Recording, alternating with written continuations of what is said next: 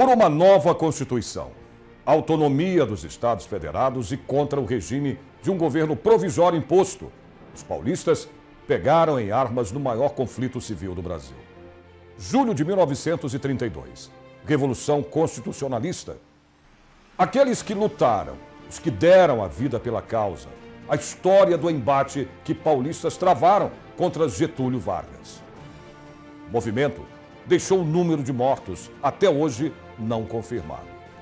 Sem a força aliada prometida e despreparados para o combate, os paulistas se renderam depois de 85 dias de luta. O Alesp Repórter de hoje vai contar a história do movimento que lutou por uma nova Constituição, mas principalmente pela liberdade e democracia.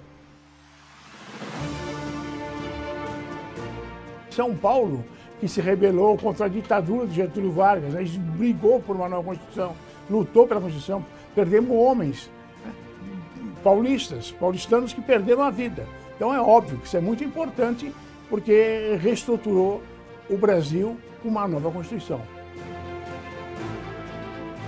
São Paulo fez o certo, São Paulo lutou pela constitucionalização, pela democracia. E isso entrou no âmago do paulista, passou a ser o espírito de São Paulo. 9 de julho foi uma marca, foi um carimbo. Este é um Estado honrado, é um Estado digno, é um Estado corajoso, é um Estado que merece respeito. 1930. O mundo em crise como reflexo da queda da Bolsa de Nova York. Os preços do café despencam. Sem as divisas do nosso principal item de exportação, surgem as dificuldades dos empresários, o desemprego e a fome. No governo de Washington Luiz nós tivemos a quebra da Bolsa de Valores de Nova York. Se nos Estados Unidos foi uma gripe violentíssima, no Brasil refletiu como uma grande pneumonia. Porque o produto nacional de exportação, o grande, maior produto nacional de exportação naquele período no Brasil, era o café. E as exportações foram reduzidas dramaticamente. Isso acabou gerando uma crise social que acabou redundando também numa crise política no Brasil já em 1929. A desesperança se instala em São Paulo, assim como mineiros e gaúchos que também demonstraram descontentamento com o poder central. Getúlio Vargas, que assumia um governo provisório, passou a ser a esperança de dias melhores. Primeiras medidas do Getúlio Vargas foram medidas antidemocráticas, porque ele acabou fechando o Congresso Nacional, as assembleias legislativas e as câmaras municipais. Então, ele acabou governando o país através de decretos.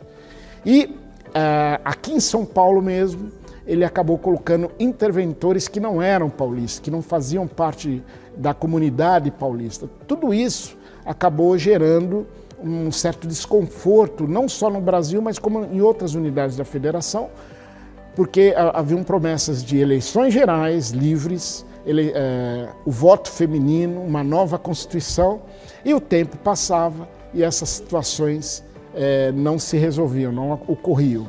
Os anos 20, anos 30 eram um momento de muita turbulência, não apenas no Brasil, mas em todo o mundo.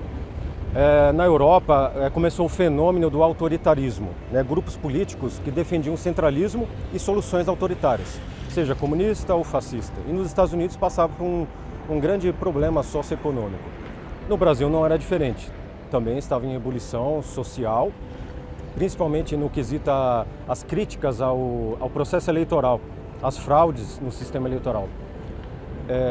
Isso gerou a criação de movimentos políticos, como o Partido Democrata, cuja a pauta principal era a reforma eleitoral do Brasil.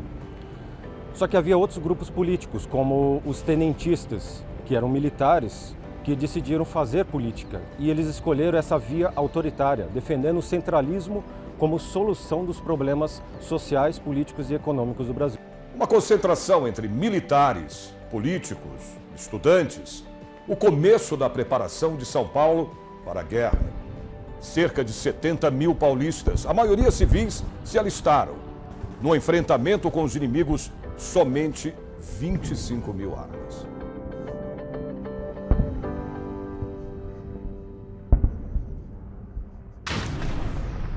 Existiam soldados mas não existiam fuzis e muito menos munições. 23 de maio de 1932. Um confronto no centro da capital paulista. 4 estudantes mortos. Nasce o MMDC. Os heróis da Revolução, símbolo da luta por uma nova Constituição. Oswaldo Aranha, que era um membro desse gabinete provisório, veio a São Paulo e impôs uma série de medidas mais autoritárias, mais restritivas aos interesses da governança paulista.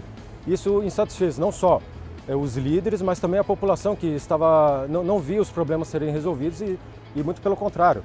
Havia repressão, não havia eleições, havia a invasão de jornais, rádios, repressão, pessoas eram presas por sua opinião, então era algo realmente estava beirando uma tirania, uma ditadura, e isso era inaceitável. 23 de maio foi uma manifestação que ocorreu, na qual morreram 4 pessoas nessa manifestação e outros 14 foram feridos.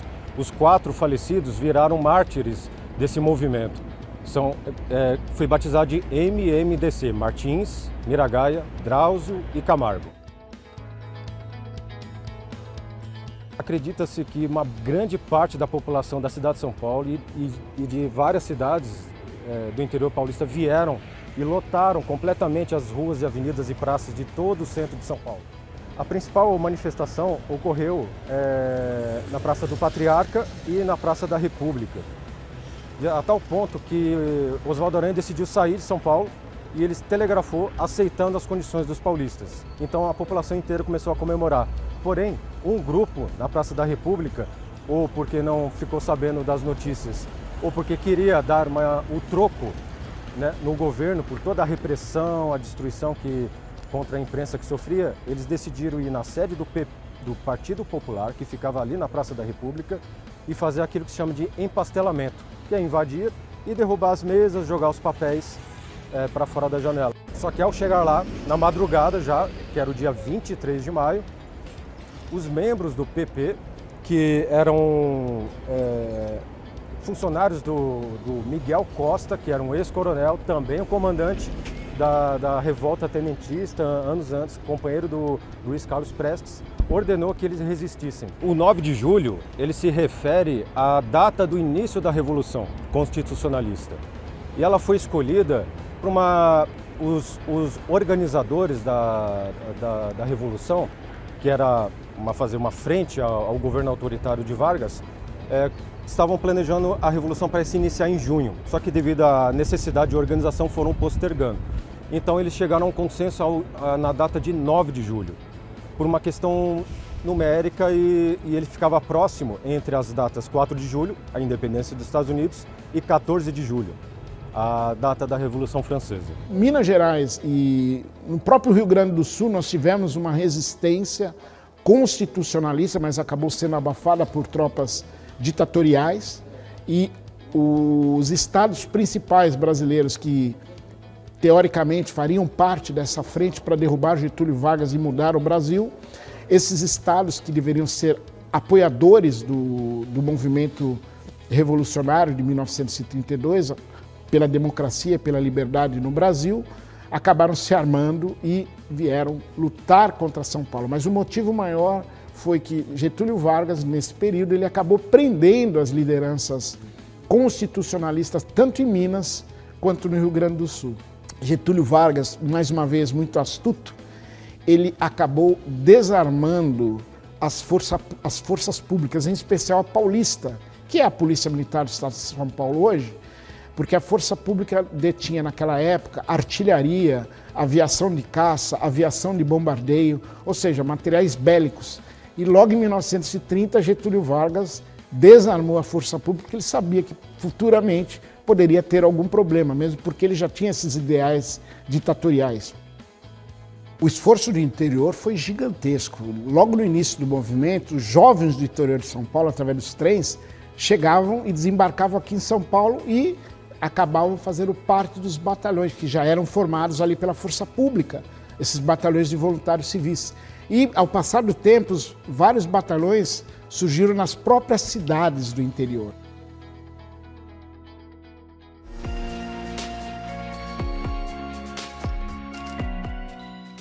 Em função dos combates aqui realizados e da importância de Cruzeiro no cenário da Revolução, a Assembleia Legislativa do Estado de São Paulo aprovou em 2008 o rótulo de Cruzeiro, a cidade capital da Revolução de 32. Nós estamos diante de um túnel com 996 metros de extensão. Foi uma grande obra idealizada pela equipe de engenharia dos ingleses, ligados ao imperador Dom Pedro II, e na época foi, com certeza, uma das maiores obras de engenharia, com uma precisão milimétrica entre a fase sul, onde nós estamos, e a parte norte, já saindo em Minas Gerais. Por aqui foram travadas as batalhas mais sangrentas durante a Revolução de 1932. Por que Cruzeiro? Porque Cruzeiro está próximo do Rio de Janeiro, e aqui o general Euclides Figueiredo montou na escola Arnolfo Azevedo o seu quartel-general para coordenar todas as ações que partiriam de Cruzeiro, Queluz, Bananal, partiriam de Lorena, de Cunha, em direção ao Rio de Janeiro. Tinham soldados da região de São Paulo, região de Campinas, que iam para São Paulo e, consequentemente, para o Vale do Paraíba. Eles desciam em Cachoeira nessa estação e, no largo da estação que nós chamamos, acontecia, vamos dizer, o centro nervoso da Revolução. O quartel-general de Euclides ficava ali perto. A própria estação abrigou também por um tempo o quartel-general, e dali os soldados eram distribuídos. Maria José Bezerra, mulher negra, filha de escravos. Aos 47 anos, deixou a profissão de cozinheira e pegou em armas para defender uma nova Constituição. Se tornou Maria Soldado e marcou a passagem feminina na Revolução de 1932. O que acontecia? Às vezes os homens, naquele período, recebiam um bilhetinho das mulheres. E quando o rapaz abria aquele bilhete, pensando que estava abafando, ela dizia assim: se não está na trincheira, use saias. Como apoio aos combatentes que estavam aqui na Serra, a cidade de Cruzeiro praticamente parou. Parou tudo em Cruzeiro. Não tinha saída, não tinha entrada, apenas os militares podiam se movimentar. E as mulheres montaram no centro da cidade, numa antiga fábrica de banhas, um centro de apoio a esses soldados. Chamava-se a Casa dos Soldados, onde as mulheres tratavam de recuperar as fardas rasgadas, de fazer ou confeccionar novas fardas, tratavam das correspondências que chegavam ou eram emitidas pelos soldados, cigarro, café, alimentação, tudo isso passou por esse centro, e essas mulheres foram importantíssimas no apoio dado a esses soldados. Na verdade, Cachoeira Paulista foi a primeira cidade a ser bombardeada. Aconteceu no dia 13 de julho de 32, às 2 horas da tarde. 24 bombas caíram, uma bomba que eu tenho inclusive um modelo aqui no meu acervo. E provavelmente foi o primeiro tiro da Revolução, inclusive já com documentação, isso é muito importante, com documentação. E também o primeiro soldado ferido. Ele foi ferido com um tiro de metralhadora aérea. A cidade foi bombardeada 5 vezes, pelo menos documentado. Nós temos documentos que provam isso. E depois, quando a cidade caiu, foi para o lado federal, que os soldados de Getúlio vieram, e também a cidade foi bombardeada, mas pelo lado paulista. Além disso, fatos importantes que aconteceram aqui. Por exemplo, a derrubada, na verdade, da ponte que liga o que a gente chama de margem esquerda para a margem direita da cidade. Essa ponte ela fazia o acesso rodoviário da cidade de Cachoeira Paulista até o bairro do Embaú e também a cidade de Cruzeiro ou Piquete. E para frear o avanço das tropas adversárias, o Euclides Figueiredo deu a ordem de derrubar a ponte no dia 14 de setembro. A batalha chegou ao fim antes de completar 3 meses. Foram 85 dias até a rendição das tropas paulistas. Aqui, os combates terminaram no dia 24 de setembro, depois que as tropas federais já haviam tomado Queluz, Cunha, Piquete, Lorena. Cruzeiro foi a última cidade a cair diante do poderio ofensivo das tropas de Getúlio Vargas. E nesse período de 24 até comecinho de outubro, foi do acordo do armistício, que foi assinado na escola Arnolfo Azevedo no dia 2 de outubro de 1932. Uma escola no centro da cidade, é a primeira escola da cidade e, sinceramente, eu sou muito feliz de ter o privilégio de poder estar trabalhando aqui há tanto tempo. Entre os alunos, eu vou lá no meu pai, que hoje tem 78 anos, ele foi aluno dessa escola, Quando ele, às vezes, passa pela cidade, vem me visitar, ele gosta de comentar com os alunos que estão aqui hoje, que ele também foi um aluno aqui, que ele foi muito feliz aqui. Não passa um ano em branco. Antecedendo o 9 de julho, as crianças sabem da história que tem essa escola. Aqui nessa pasta tem um conjunto de cartas que contam um pouquinho da história de 32. Tem uma bem específica aqui, que é da região de Ribeirão Preto. A mãe escreve para o coronel Euclides Figueiredo pedindo para o filho sair da Revolução. São Carlos, 11 de agosto de 1932. Excelentíssimo senhor coronel Euclides de Figueiredo, comandante-geral das Forças do Norte. Meus preciosos cumprimentos, tendo meu filho Alfio Getúlio Schettini, menor, órfão, inexperiente e sonâmbulo, seguido para a Cachoeira como voluntário sobre o número 7658. Sem o meu consentimento. Peço-lhe encarecidamente o favor de excluí-lo, pois nessas condições ele nada poderá fazer aí nas fileiras da frente. Peço imensamente a Deus que esse movimento termine por esta semana, com a brilhante vitória do nosso heróico São Paulo, do qual sois orgulho e expoente máximo. Em 1933, foi chamada a Assembleia, os brasileiros votaram pela Assembleia Nacional Constituinte, e no dia 16 de julho de 1934 foi promulgada aquilo pelo qual o movimento revolucionário de 32 acabou lutando. Foi promulgada a nova Constituição, a Constituição de 1934. Na verdade, foi uma rebeldia de São Paulo contra a tirania de Getúlio Vargas, né? E quero dizer que São Paulo perdeu essa guerra no campo militar, mas ganhou no campo político, porque aquilo que ele tinha proposto, né, logo depois o presidente da República, o Getúlio, atendeu. O Alesp Repórter Especial sobre a Revolução Constitucionalista de 32 vai para um breve intervalo. Voltamos já, não saia daí.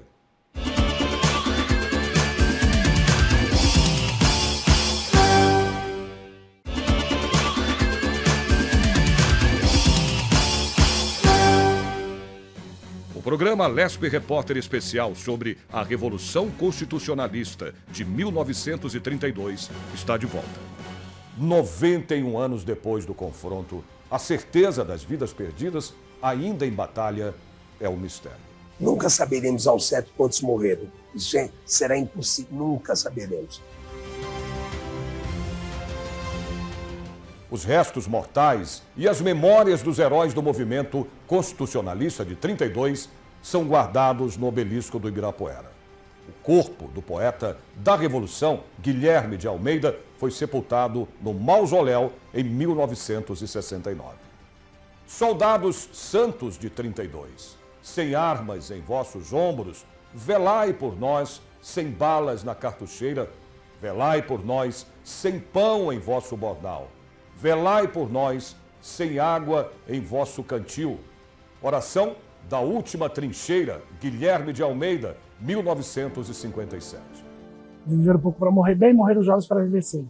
As frases que estão em volta do obelisco, né, os épicos de 32, não sei o que lá, tem 153 letras, 1 mais 5 mais 3 igual 9. É um poema que é do Guilherme de Almeida que está em volta do obelisco. Eu tento ouvir esse silêncio e tirar daí alguma informação. E ainda bem que ao longo desses anos o mármore e os livros acabam então surgindo nas vozes do antepassado. Meu nome é Rodrigo Gutenberg, eu sou historiador do MDC e trabalho com pesquisa de história exclusivamente da Revolução de 32 há alguns anos.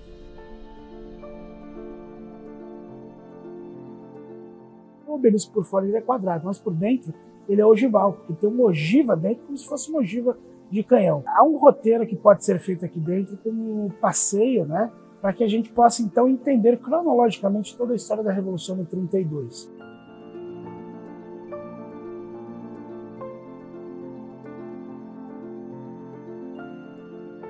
Muito parecidos, né, os blocos de mármore, os columbários, os cimerários, mas cada quadradinho daquele, cada nicho guarda uma história de uma pessoa diferente que fez a sua luta na Revolução de 32.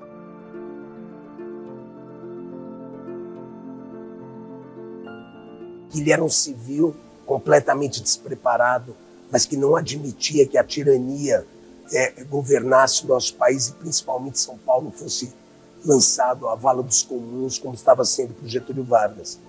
E isso me encheu de orgulho, né?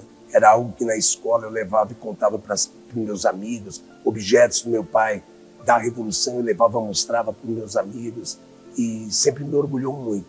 Meu pai, quando se rebelou contra a ditadura de Getúlio Vargas, ele tinha 32 anos de idade. Já era casado, pai de 4 filhos. Quer dizer, ele largou a família dele em prol de um ideal, em prol de uma causa. Por Deus, graças a Deus, ele voltou para casa, depois dos 3 meses de conflito, quase 3 meses de conflito, são e salvo, mas trouxe na alma e no coração cicatrizes dessa batalha.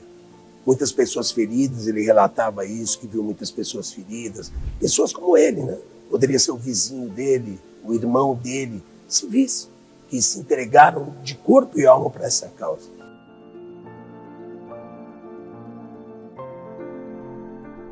São 33 arcos, né? É um símbolo maçônico, 3 vezes 3 é igual a 9, 33 é o ano que vem a Assembleia Constituinte, né, que gera a Constituição de 34. Nós temos em torno aí de 20 columbares atualmente, alguns com 18 caixinhas, né? 8 mais 1 igual a 9, alguns com 45, 4 mais 5 é igual a 9, e alguns com 54, naturalmente 5 mais 4 é igual a 9. Então, cada caixinha dele, indistintamente, estão sepultadas pessoas ali que participaram. Não tem essa de hierarquia, nem importância, todos juntinhos ali.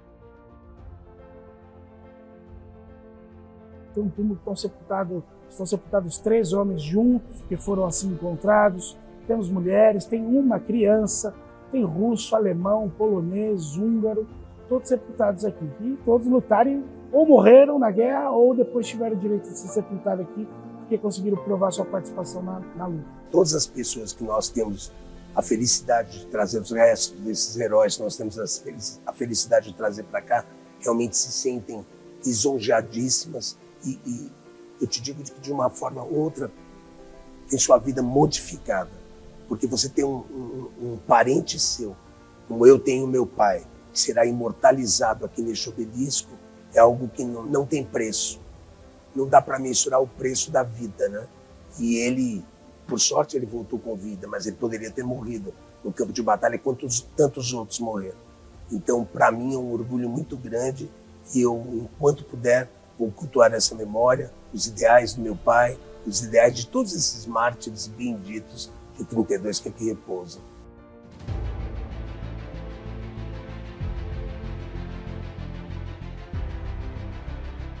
A gente já tem algumas autoridades e pessoas comuns do povo que lutaram por um único ideal e estão sepultadas indistintamente. Você vai ter o governador Pedro de Toledo, o general Palimers de Rezende, você vai ter o general Júlio Marcondes Salgado, são figuras de proeminência. Pedro de Toledo era o governador do estado de São Paulo.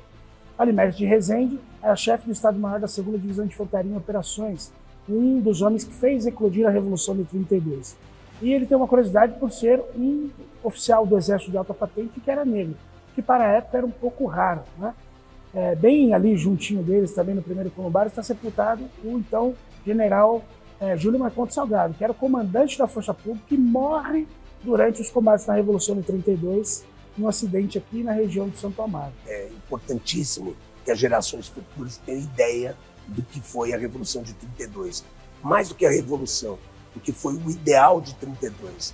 Quantas coisas conquistamos por conta deles. O voto feminino, as leis trabalhistas que falam que o Getúlio Vargas é o pai da... Não, isso já existia. Ele apenas codificou as leis que existiam. Nós realmente estamos na vanguarda de tudo, de todos, sempre. E isso nós, eu reputo, levaremos enquanto pudermos.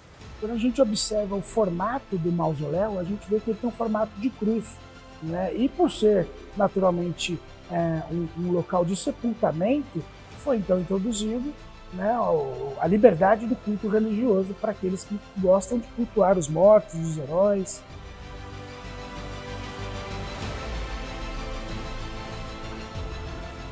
É o túmulo Herói Jacente, que resguarda os restos mortais de Martins de Miragaia, Drauzio Camargo e Paulo Virgínio. São heróis da Revolução de 32 que não lutaram efetivamente na guerra, mas de alguma maneira ali deram sua cota de sacrifício e acabaram dando a própria vida pelo ideal da Constituição. Além disso, o túmulo Herói Jacente é um grande símbolo, porque ele é um guardião da Constituição. Nós temos o Herói Jacente, que é uma escultura em mármore de Carrara, feita por Galileu Inevitável, idealizador dessa obra. Ele está com os olhos entreabertos, tomando conta da Constituição. Cada vez que ela for violada, ele disparará um tiro de canhão e os mortos aqui sepultados se levantarão para defendê-lo.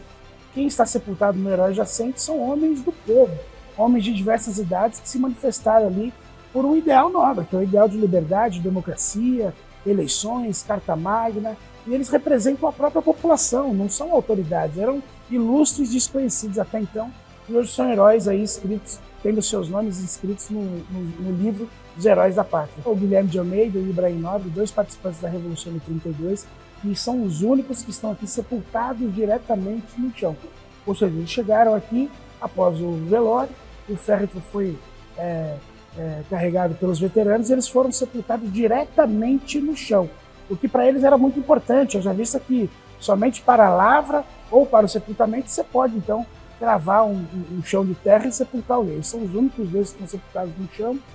O MMDC que estão aqui também estão em ossos, bem como vários outros estão também em ossos aqui, seus restos mortais, né? E tem também alguns que estão em cinzas. Um dos detalhes mais legais realmente que as pessoas podem ver são as luzes que emergem do chão atrás dos túmulos, e tem como intuito simbolizar a alma daqueles que estão simbolizados aqui e que saem aqui para que a gente possa então refletir e vê-los e de alguma maneira ouvir aquele silêncio. A vitória vem, e o último painel ali, o último mosaico que nos mostra o ressurgimento de Jesus Cristo, na verdade ele simboliza o ressurgimento do estado de São Paulo vitorioso, né? Mostrando que uma vez irmanado, o povo unido, lutando por seus direitos, consegue mudar a história do Brasil. Movimento único na história da humanidade. Nunca se viu na história da humanidade um povo civis se levantarem em armas para pregar e bradar por uma Constituição, pela legalidade.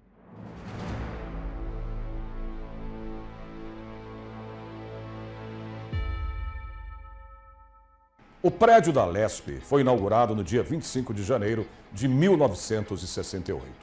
Símbolo da modernidade da arquitetura, para a época, o edifício foi batizado com o nome Palácio 9 de Julho, em homenagem ao dia do início do movimento constitucionalista de 32 e da promulgação da Constituição Estadual de 1947.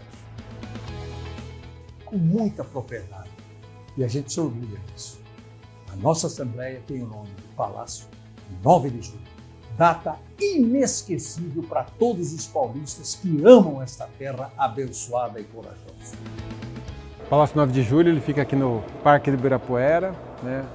A grande sede do nosso parlamento paulista. Ele foi fruto da obra, né, de dois arquitetos que venceram um concurso nacional em 61, que é o Adolfo Rubio e o Fábio Cobb. E ele tem a grande influência, né, artística é a corrente modernista, né, onde a gente vê ali a grande presença, né, do concreto, do vidro, do metal. Esse hall monumental, inclusive, né, o nome oficial dele, na verdade, é Salão Nobre 23 de Maio MMDC. Por que esse nome? Né?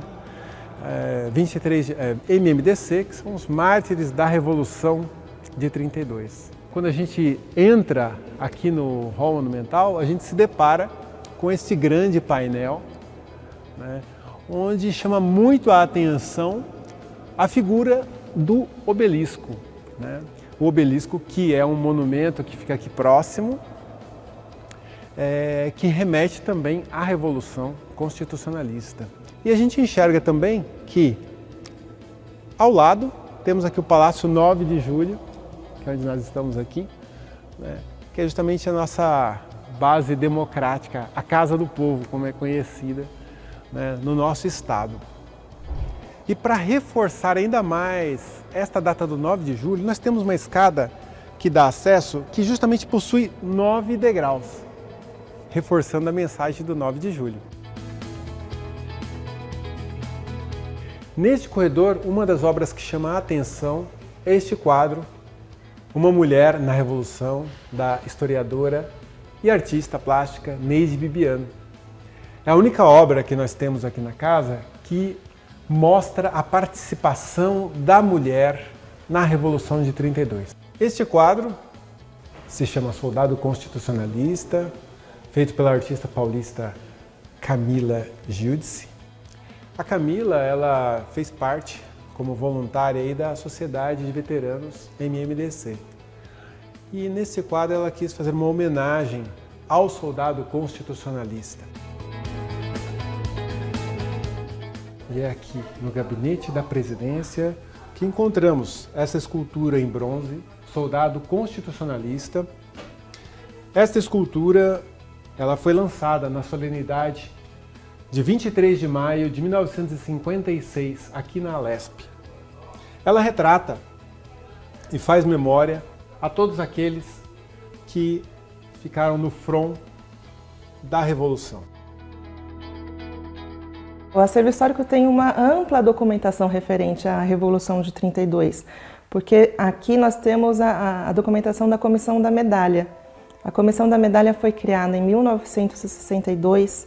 Os deputados tiveram a ideia de criar uma homenagem aos ex-combatentes de 32. Então, quando fez 30 anos, eles tiveram essa ideia e criaram uma medalha, que era a Medalha da Constituição.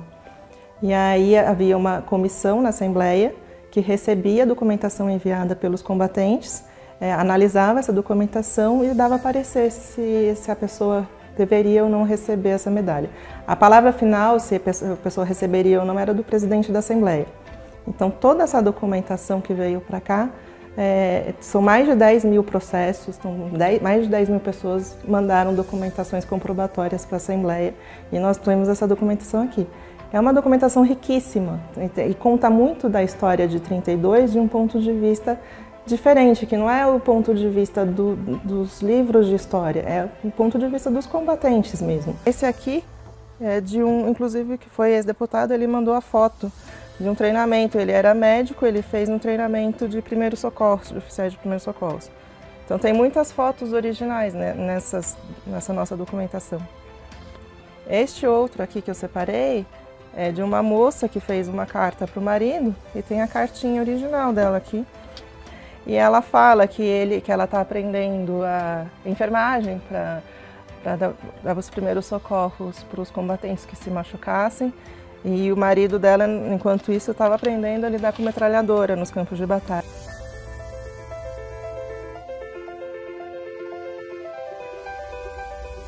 Entre a documentação aqui do acervo tem essa carta do Santos Dumont. É uma carta que ele escreveu um pouquinho antes de morrer, ainda em julho, no começo da Revolução de 32, e dando apoio total para os paulistas, para a volta do regime constitucional no Brasil. As famílias paulistas doaram joias para o esforço de guerra. Todo o ouro arrecadado foi doado para a Santa Casa de Misericórdia, que construiu um prédio no centro da capital paulista em 1939. Prédio Ouro para o Bem de São Paulo. Um edifício com formato da bandeira paulista, 13 andares, 13 listras tremulando e no topo o mapa do Brasil. As argolas representam as alianças doadas, o símbolo da União de São Paulo na luta contra o governo Getúlio Vargas. Em 1932, a Associação Comercial de São Paulo ela foi bastante atuante nos bastidores. Então, eles fizeram bastante campanha para arrecadar fundos para a revolta, fazia campanha para construir, para fazer o capacete de aço, enfim, para conseguir material, conseguir fábricas para fazer os uniformes dos soldados. E aí, para ajudar a angariar fundos, eles fizeram a campanha Ouro para o Bem de São Paulo. Na época, inclusive, o presidente da Associação Comercial de São Paulo era o Carlos de Souza Nazaré, que posteriormente ele virou deputado estadual também. E o Carlos de Souza Nazaré e a Associação Comercial de São Paulo fizeram essa campanha. Então, eles arrecadavam pelo estado todo, assim, desde dinheiro, joias, bens que as pessoas poderiam dar. E quando as pessoas davam joias de valor sentimental, como alianças ou anéis de formatura, eles davam de volta um anel de latão com a inscrição aqui, dei ouro para o bem de São Paulo. E esse é um dos exemplares que nós temos aqui no acervo, desse anel de latão. As pessoas, naturalmente, ricos e pobres, doavam tudo aquilo que eles tinham de valor em suas casas. Por exemplo, alianças, era muito comum as pessoas doarem alianças, joias. Então, das pessoas mais simples, as pessoas mais ricas da sociedade paulista, acabaram se sacrificando, entregando esses bens para que o governo pudesse converter em dinheiro, para que pudesse comprar material bélico. O povo paulista, invocando a proteção de Deus e inspirado nos princípios constitucionais da República e no ideal de a todos assegurar justiça e bem-estar, decreta e promulga por seus representantes a Constituição do Estado de São Paulo.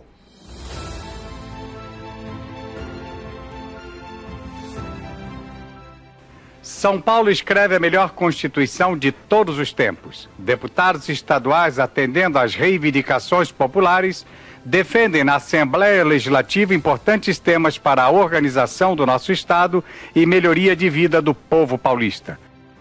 Foi uma Constituição feita com muito amor, com muito carinho. A Constituinte foi inesquecível aqui para nós em São Paulo. Ficamos um ano trabalhando sábados, trabalhando domingos, trabalhando em feriados, passando noites trabalhando, elaborando a nossa Constituição.